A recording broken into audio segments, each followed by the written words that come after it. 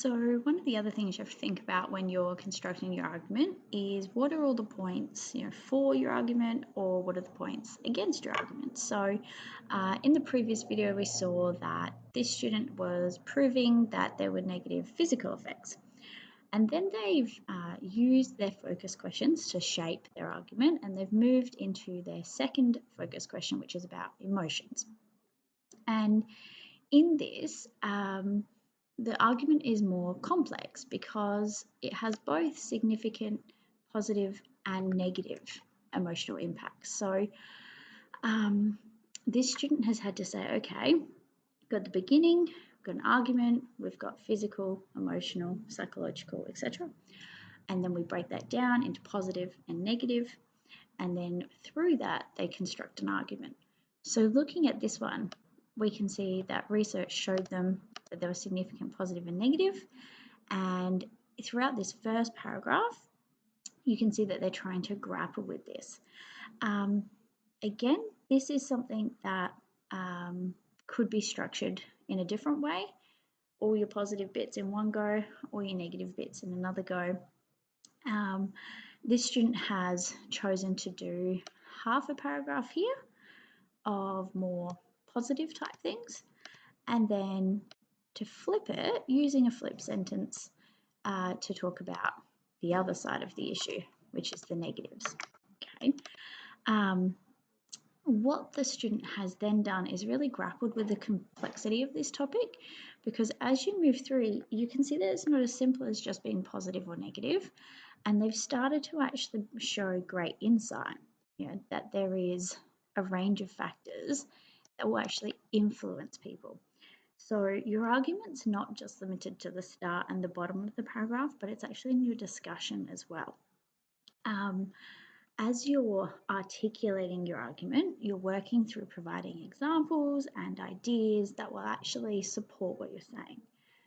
So if we turn to dot point 2.3, you can see that again, they start off with this really clear statement that has a negative financial impact, and then they actually link it at the end again.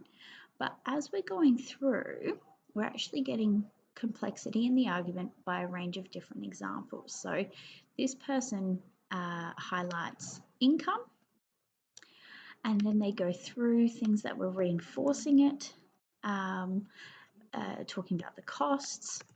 And then as you can see, they go through and they start to talk about the long-term difficulties, and then we start to see more complexity. And you'll see that this is stuff that the student has extracted from their sources, but they're actually really grappling with it. So not only have they argued there is a negative financial impact, they're telling us each of the types of impacts. There's financial because it costs a lot. There's financial because I don't have enough work time. There's financial because I have to pay for services, etc., etc.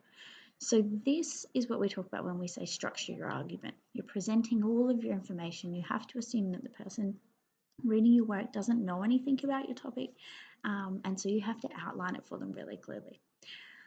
The last little bit that we can go through is the conclusion, because this is where you'll wrap it all together, just like every other assignment you've ever done.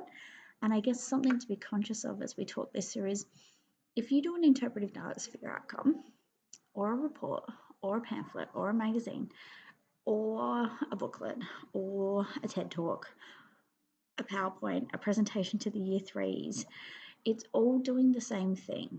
So at every single format, you still have to have the same answering the question, telling us what you found out, telling us why it counts. Every single format. So again, you'll see this is the more traditional style, where this student has told us to a great extent, these are the things that we've got, okay? They have evaluated the most significant of these. So they've actually ranked them and their sophistication in that.